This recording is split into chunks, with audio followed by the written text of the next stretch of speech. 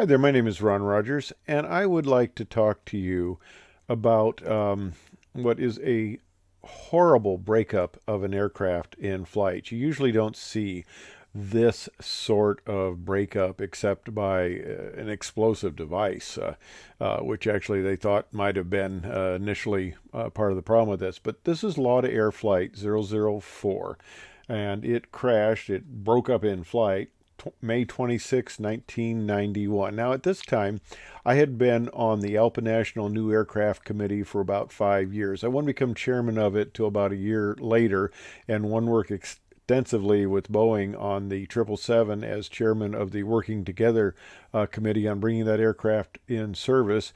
But this was an initial part of my involvement with these programs and flight test work. And this was a very troubling accident. They had number one engine went into reverse during climb out. And as you can imagine, that was a catastrophic event.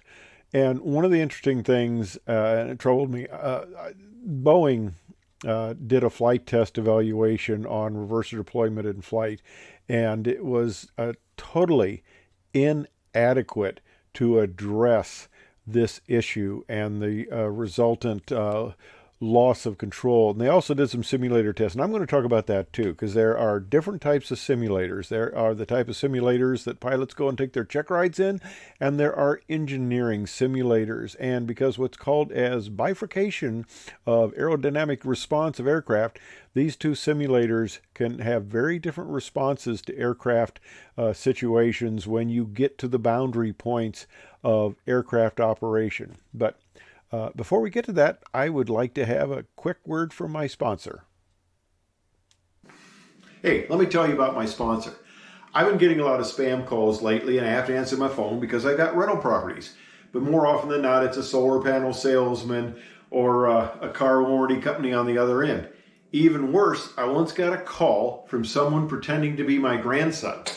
When I asked him his name, he hung up. It's scary to think how easy scammers can access our information to use it to target us.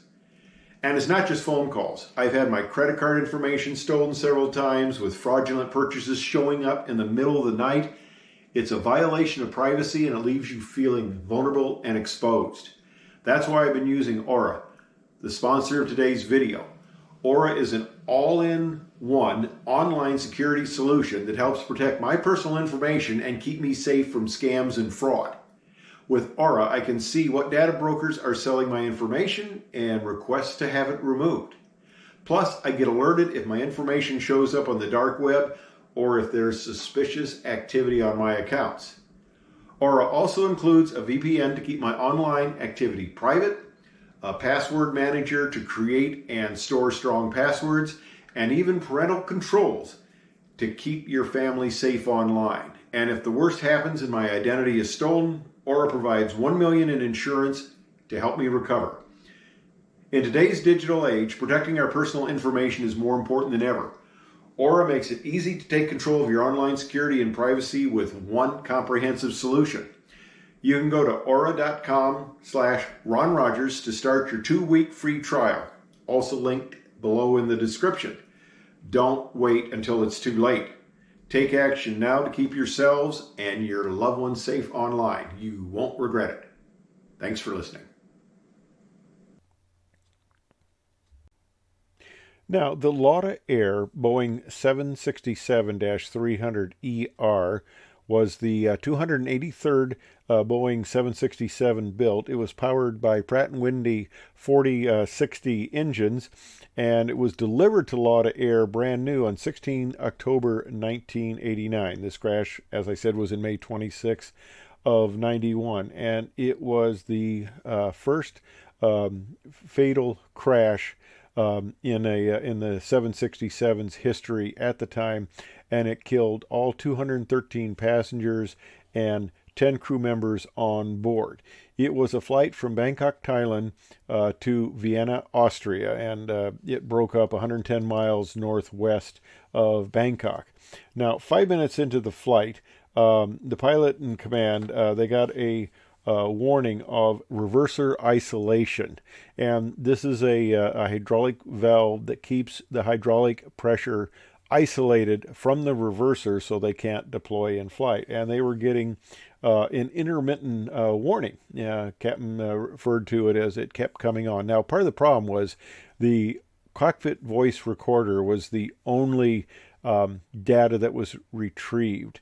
The aircraft flight data recorder is listed as being totally destroyed. Well, they were getting this fault warning, and they looked at it, and they went into their quick reference guide, the airplane quick reference guide, and it basically said additional system failures may cause in-flight deployment. Now, they investigated quite thoroughly a number of hydraulic, mechanical type of failures and electrical failures that could produce this, but unfortunately the aircraft was so totally destroyed that they weren't able to piece together what really happened. They took some corrective action, but Boeing was very defensive in the accident investigation, but I'm getting ahead of myself here. They were getting this indication, and they started talking about it and thought, well, it's just an advisory thing because it said that it could cause it to deploy in flight, but expect normal reverser operation after landing. Well, okay, the reverser could deploy in flight, but you get on the ground, it's going to work all right. Okay, because basically it was losing one of its redundancy systems to keep the reverser from deploying, and that's not a good thing. And they talked about, well, maybe it was moisture or something like that. But 15 minutes and 1 second after the flight had taken off, the co-pilot exclaimed the reverser had deployed. Now, what happened on this, they were having a normal climb out. They need a little bit of a rudder and the climb out, and whether that had any factor or not is hard to say. But when the reverser deployed, the engine was at high power setting, and of course the reversers would deploy into that stream, but as part of the operation of the reverser, it goes to idle until you get into the point where the reversers fully deploy, and then you can ramp up the power in reverse. But in this case, the reversers started to deploy. There was a lot of airflow over the leading edge of the wing, which disrupted the airflow. They lost about 25% of the lift, and the aircraft started to go out of control. The left wing stalled. Now, buffeting, maneuver overload, and excessive speed caused pieces of the rudder and the left elevator to separate. This was followed by a down and aft separation of most of the right horizontal stabilizer from maneuvering overloads as the crew attempted to control the airplane and arrest the high rate of descent. A torsional overload, that's a twisting overload, a torsional overload caused the separation of the vertical and left horizontal stabilizers. The loss of the tail resulted in a sharp nose over of the airplane, producing excessive negative loading on the wings. They were getting themselves into a negative G separation. And a downward wing failure was probably followed by the breakup of the fuselage. The complete breakup of the tail, wing, and fuselage occurred in a matter of seconds, and the wreckage fell in mountainous terrain. Now, the accident board listed the probable cause of this accident to be uncommanded in-flight deployment of the left engine thrust reverser, which resulted in a loss of flight path control. The specific cause of the thrust reverser deployment has not been positively identified. Well, a lot of airlines got a simulator at Gatwick Airport, and they had some pilots fly this, were given this situation, and a lot of airlines determined that it was controllable. However, they later did the test with pilots who were not given any warning of the emergency event that they were going to experience, and 15 crews were not successful in handling the situation. The aircraft, from initial reverser deployment to breakup, was simply a matter of seconds. And for crews that were not expecting it, there was no way to get the aircraft under control in time to prevent breakup. Now, I also have an issue with the way Boeing certified this aircraft and conducted the flight tests. Now, in 1982, Boeing conducted a test in which the aircraft was flown, the 767, at 10,000 feet and slowed to 250 knots, and the test pilots deployed the reverser. The engine was at idle when they deployed it, and control of the aircraft was not jeopardized, and the FAA accepted these results. Well, the Lauda aircraft was traveling at a true airspeed of 400 knots, and at 24,700 feet en route to their climbing altitude of 30,000 feet is when the reverser deployed. Much higher speed situation, higher altitude, not that the altitude would necessarily be as much of a factor, but they were at a higher speed. So the Boeing test was very favorable to Boeing, but it didn't really set up adequate simulation of the correct type of aircraft response. Now, one very unfortunate kind of side incident in this is there were a bunch of people who rushed up to the crash site along with local villagers, and they looted the crash site of electronic devices and jewelry. And this made it so that the relatives were unable to recover personal possessions, and the bodies were taken to a hospital in Bangkok, but the storage was not refrigerated and the bodies decomposed.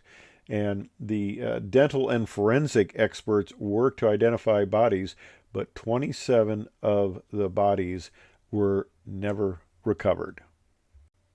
Now, in August of 1991, Boeing issued an alert to airlines stating that more than 1,600 late model 737s, 747s, 757s, and 767s had thrust reversers similar to the thrust reverser system on the accident aircraft.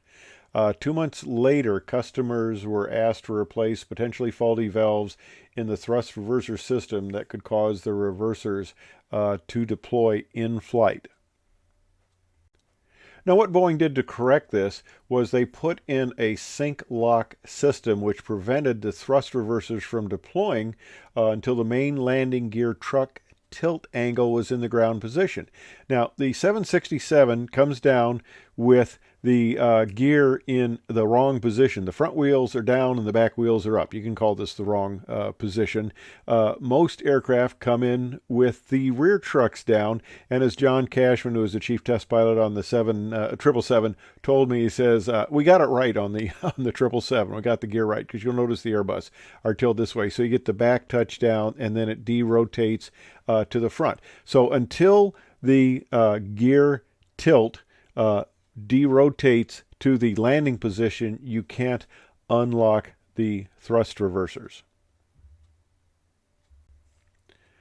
Now, as I mentioned, there's a big difference between engineering simulators and training simulators. When you try to model an aircraft at the ends of performance, like in the stall, things get strange, and it's very difficult to actually model those. And validating a simulator for use in flight instruction is quite a process, quite an evaluation process. And in fact, United hired a number of the test pilots I used to work with out at Edwards to actually be simulator test pilots. In fact, the head of the A-10 test program when I was out at Edwards was one of the simulator test pilots at United. He later actually went to the line, and it was funny. I could have done his IOE, his checkout on the 727 as co-pilot when this guy had been in charge of the whole A-10 test program. Quite an impressive individual, and they had to flight test this. But okay, I'm kind of digressing here. I guess the shirt, right?